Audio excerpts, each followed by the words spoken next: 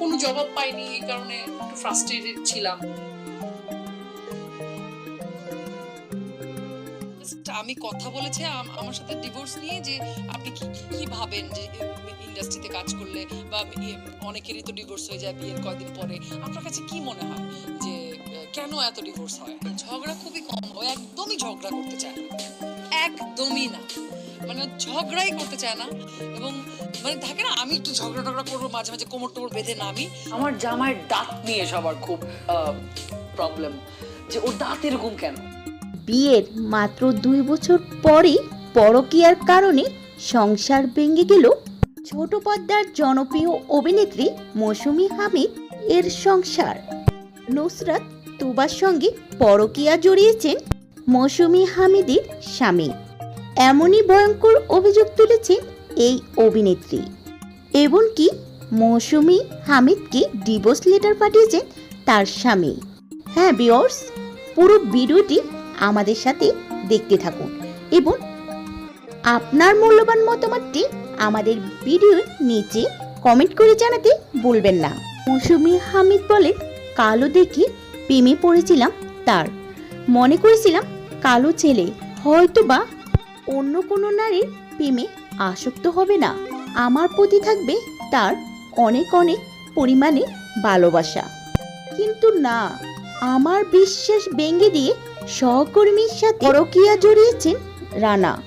এবার মৌসুমী হামিদ নিজেই স্বামীর পরকীয়া নিয়ে প্রকাশ্যে মুখ খুললেন। অভিনেত্রী মৌসুমী হামিদ কাঁদতে কাঁদতে জানালেন, প্রতিদিনই নুসরাত নামে তুবার সাথে কথা বলতো তার স্বামী। শুধু যে কথা বলা বা চ্যাট করতো তা না, তাদের অন্তরঙ্গ কিছু ছবি ও মেসেজ তিনি দেখে। বছর 2 আগে পারিবারিক সিদ্ধান্ত ও ভালোবেসে বিয়ে করেছেন লেখক ও নাট্যকার আবু সাইদ রানাকে। কিন্তু ভালোবাসার ঘর টিকলো না স্বামীর পরকীয়ার কারণে। ঘনিষ্ঠ এক সূত্র অনুযায়ী জানা গেল, গত বছর নভেম্বর থেকে এক ছাদের নিচে বসবাস করছেন না মৌসুমী হামিদ ও রানা। ঘটনাটির সত্যতা নিশ্চিত করল আপাতত এই ঘটনাটি নিয়ে কথা বলার মতন পরিস্থিতি তার নেই বলে গণমাধ্যমের কাছে জানিয়েছেন মৌসুমী হামিদ। মৌসুমী হামিদ বলেন, ঘটনাটি পুরোপুরি সত্য, তবে আমি এ বিষয় নিয়ে এখন খোলাখুলি কোনো আলোচনা করতে রাজি নয়। আমার মন মানসিকতা খুবই ভেঙে পড়েছে।